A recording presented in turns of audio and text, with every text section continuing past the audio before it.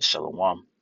First and foremost, I'm going to start by giving all praises, glory, and honor to Yahweh Bahasham, Yahweh Shai Bahasham, Rakah HaKodash. Double honors to the elders and apostles of Great Millstone who rule well and teach well, and peace and blessings to the hopeful elect, pushing this word with all truth, righteousness, and sincerity. Shalom, shalom. This is your brother Panawat of the Great Millstone Charlotte Camp, come with another quick lesson to the spirit and power of Yahweh Bahasham Yahweh Shai.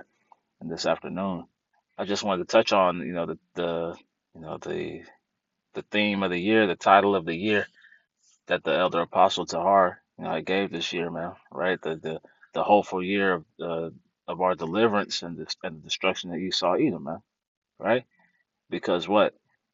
That's us awaiting our expected end. You know, the expectation that we have is that this place will be destroyed. The expectation that we have is that Esau, Edom will be removed out of power, right? And the nation of Israel, starting with Yahweh Shai, will be set up, man. Right? Our expected end is to be delivered out of Jacob's trouble, right? This is all the things that we're waiting for, you know? So as the elder apostle, coined the year, we're this is what we expect to take place, right? In 2025, and if we end up in 2026, man, we expect all these things. We expect the MOTB, right, to be implemented, right? We expect turbulent times, right? Tribulations to take place, persecutions to take place. These are all part of our expected end because in that, and all these things taking place, we're that much closer to the kingdom, man. We're that much closer to deliverance. We have to go through all these bad times, so called, in order to get to the good, you know? Now I want to grab this here in Jeremiah 29 and verse 11. It reads, For I know the thoughts that I think toward you, saith the Lord, thoughts of peace and not of evil, to give you an expected end, man. Right. So the Lord is looking to give us this end, man, this expected end. You know, he's giving us that expectation that so we can have that confidence, right, in these things to come, to have that faith in these times to come. Right. It says here in the NLT, for I know the plans I have for you, right? So it's the plan of the Lord, right? You reading Luke, the Father's good pleasure to give us the kingdom, man. This is what He planned for all along. It says they are plans for good and not for disaster, right? So He's not planning, right, to leave us in a destitute state. 2/3 have to go through their trials, right? We have to go through our tests, right, that we will overcome through the Spirit and power of Yahweh Bashem Yahushai, right? But it's not for a disaster, man, right? We're all, set to overcome these things, man, to overcome death, right? To overcome the flesh, you know? It says to give you a future and a hope, right? And what is our hope? Our hope is tied to salvation, right? This is what we hope for, right? We hope for the destruction of this place. We hope for the establishment of a righteous kingdom. You know, this is what we're hoping for. Now, this is it's like verse 12. Then shall ye call upon me, and ye shall go and pray unto me, and I will hearken unto you. And this is what we're seeing take place now, right? Through the prophets that the Lord has set forth, is that prayer going out, right? He say, call upon him and give him no rest till he established Jerusalem as a praise in the earth, right? Let's get that.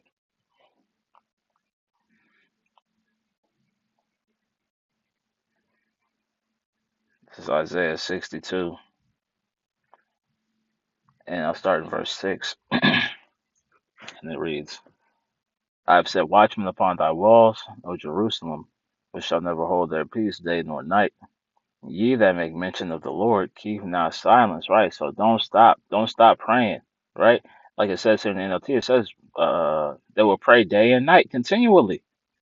So going back to that Jeremiah 29, it's talking about, the prayers of the saints going up continually, and the Lord is hearkening unto that. And in doing so, He's making these things come to pass, man. He's making these turbulent times begin, man. He's putting that spirit of sedition in the earth, right? He's intensifying, these war talks, right? He's putting the spirit on Esau, Edom to to push forward the MOTB. All these things are coming, because the elect prayers are going forth, right? It says, uh,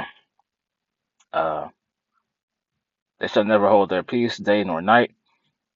Ye that make mention of the Lord, keep not silence, and give him no rest till he establish, until he make Jerusalem a praise in the earth, man. Right? So giving him no rest, man. We're not gonna stop right until the Lord tells us to stop, right? Till the Lord tells us that is, or rather that the Lord has set us up, man. Right?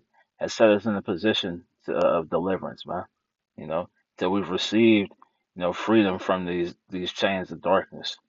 You know, right? Till the Lord has destroyed Babylon the Great in full.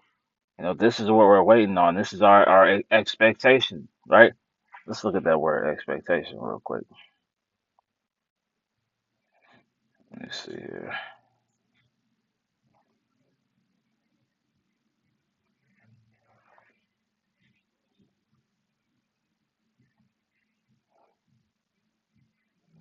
This is expectation. Actually, let's go here. Salakia.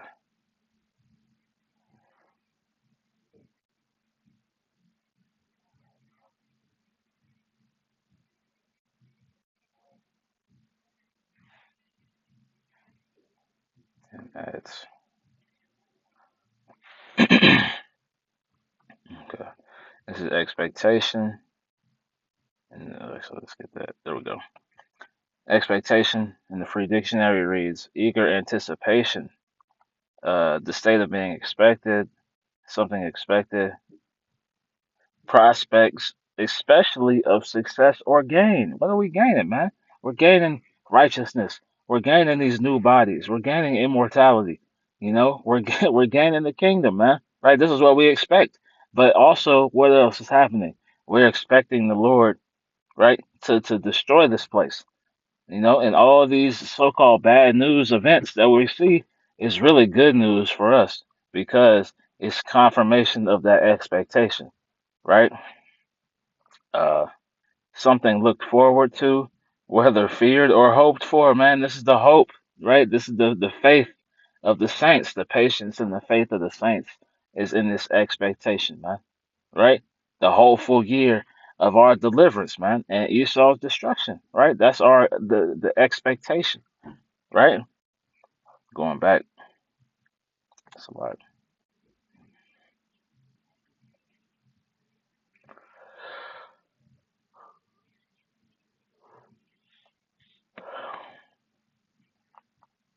Jeremiah 29:12.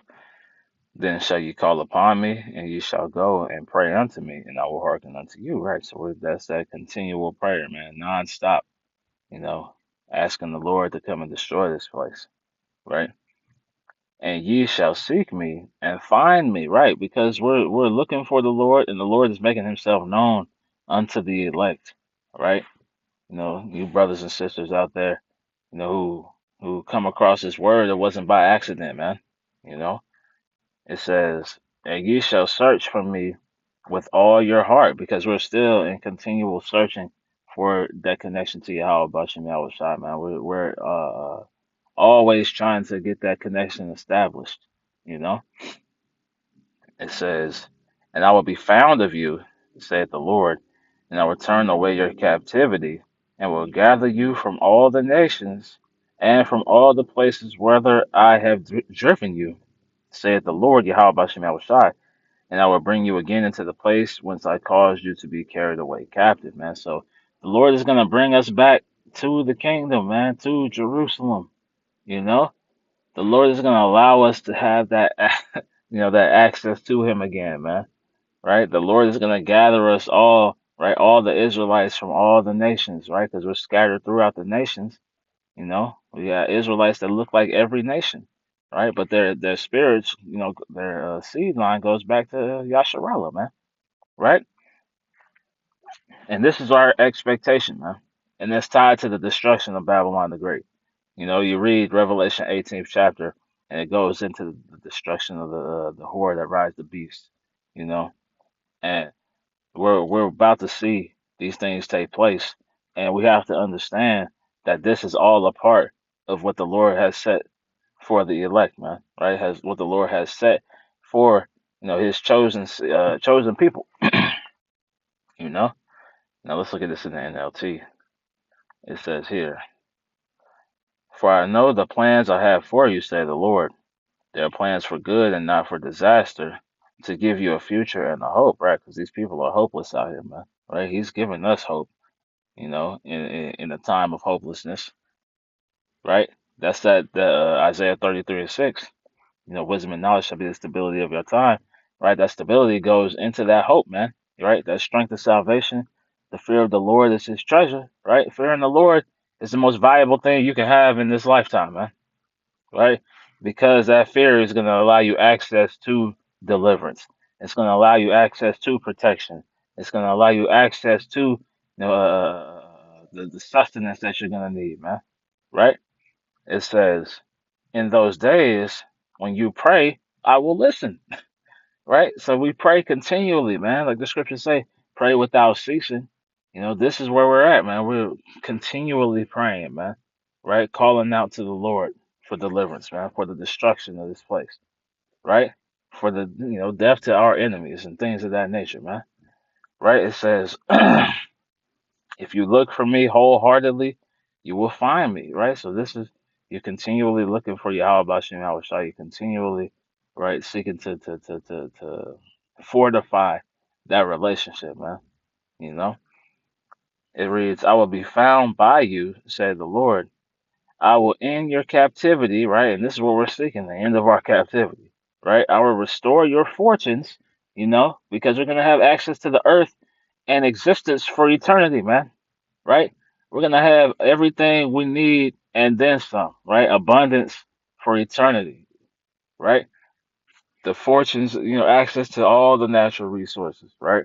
We're gonna have the nations under our in captivity, and when they're freed from that 1,000 years of bondage, they're gonna be subject to us, man, right? And the Lord is about to restore that in a greater fashion. It's like it in a greater fashion than it was during the time of King David, man, right? So like it reads, "I will gather you out of the nations where I sent you, and will bring you home again to your own land." And that's our expectation, man. Right? We're awaiting these things, right? We this is the whole point of what we're doing, man. It's because we want to see these things come to pass, man. And it starts with the destruction of this place, man. Right? So as the Apostle Tahar coined the year, the hopeful year of our deliverance and the destruction of Esau, Edom, right? Those things, exist, are one and the same. They coexist. Because our destruction, or it's like it, slip of the tongue, our deliverance is tied to this destruction directly, man. Right? Because let's get this real quick. As you read in Revelation 19th chapter. So Revelation 19 and verse 1. Now, going to Revelation 18, this whole chapter is about the destruction, of Babylon the Great, man. Right? Now, let me see.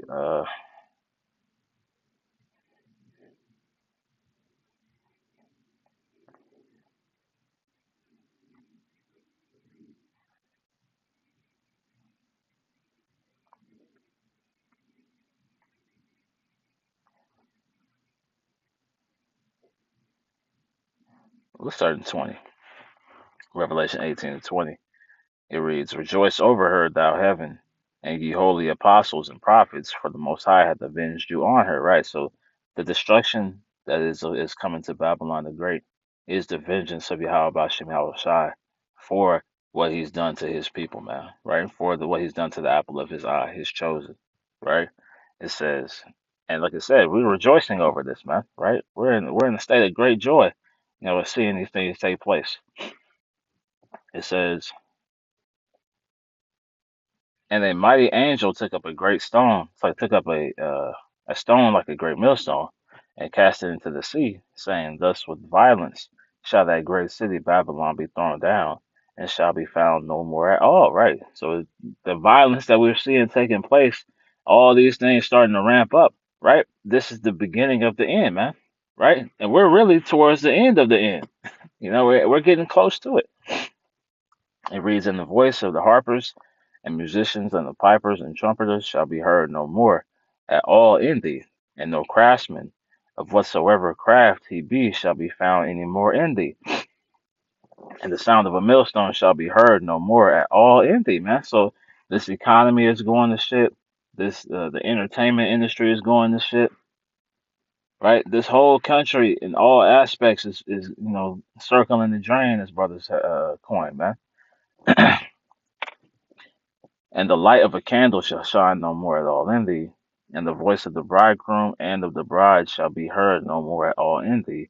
For thy merchants were the great men of the earth, for by thy sorceries were all nations deceived. Right. So this whole place was built on witchcraft, man. We went into a lesson about that a few months back. This whole foundation is rooted in witchcraft and sorcery, right? And they deceived the nations, right, into believing and continuing in this place, man, continuing in this American Babylonian way of life, right? And we're seeking that destruction, man. We're happy to see all hell break loose, man. We're happy to see the persecution coming because we know it has to take place, right? Through great tribulation, right? Shall you be saved? Roughly paraphrasing, I believe. Acts 14. Let me finish reading this first. Slovakia. And in her blood was found the blood of prophets and of saints and of all that were slain upon the earth. Right. So this is why the Lord is bringing that vengeance upon this place, man. Right. But just bringing that out since I quoted it. This is Acts 14 and 22. It says, confirming the souls of the disciples, going into strengthening, and exhorting them to continue in the faith, that we must through much tribulation enter into the kingdom of the Most High, man. So it's gonna go through much tribulation, tough times, great persecution, And when we see these things coming, we know, right, our faith is strengthened, right, through this word to understand that as these things are happening, we're that much closer to our deliverance, man. Right, we're that much closer, right? So as the persecution ramps up, we know that the deliverance is right around the corner, man. Right? Uh, let's go here. Yep, nearer than we believe, man. These things are about to happen, man. Sooner than we believe, nearer than we believe. The Lord is on His way, man. Right, and this is our hope, right? This is again the expected end that we're awaiting, man. Right? And we'll close with this. I don't want to make it too long. This is Revelation 18 and actually 19 and 1, right? Because we just read about the destruction, the downfall of this place, right? Now, it reads here in Revelation 19 and 1. And after these things, I heard a great noise, it's like a great voice of much people in heaven saying, Alleluia, salvation and glory and honor and power unto the Lord our power, Yahweh Bashem Yahweh Shai, man. Right? So we're hoping to be a part of that, man. That crowning ceremony, right? To be in those chariots looking down at the missiles destroy this place, man. Right? And we understand that, having to be in the midst of this during Jacob's trouble is a part of that, man. It's a part of the deliverance. It's a part of salvation, right? For this place to be destroyed. These Christians don't believe that uh, that they can receive salvation or they believe that they can receive salvation without this place being utterly destroyed. They think all these T events and various so-called bad news events are you know are attached to salvation, right? But they're sorely mistaken. It says, "For true and righteous are His judgments," man. So this is the righteous indignation that we're seeing take place. Um, For He hath judged the great whore, which did corrupt the earth with her fornication, and hath avenged the blood of His servants at her hand, man. Right, so at the hand, right? Because of the wickedness that this place has done, right? Because it corrupted the earth with evil, the Lord is avenging His chosen, man. right? He's avenging them. He us, right? Because it's written about us, you know. So the Lord is coming to deliver us, man, and that deliverance is attached to the destruction, you know. But hey, man, this is our expected end, right? This is our expectation of what we're about to see take place in Babylon the Great. You know, great turmoil, great evils and only evils, perils upon perils, right? But in knowing that, right, our deliverance is right around the corner, man. Right? It's they're hand in hand, right? The bad times are coming, but it's good. It's good for us because that means our deliverance is right there. You know, that's what we expect. Right? That's our hope. That's the patience and the faith of the saints, bro. You know, but not to beat a dead horse. I'm gonna go ahead and close out by giving all praises, glory, and honor to Yahweh Bashim, Yahweh Shai Bashim, Makakwadash. I'm gonna give double honors to the elders and apostles of Great Millstone who rule well and teach well, and peace and blessings to the hopeful elect pushing this word with all truth, righteousness, and sincerity. Shalom, shalom, Kwame Asharala, and the Baba Ball, man. Shalom.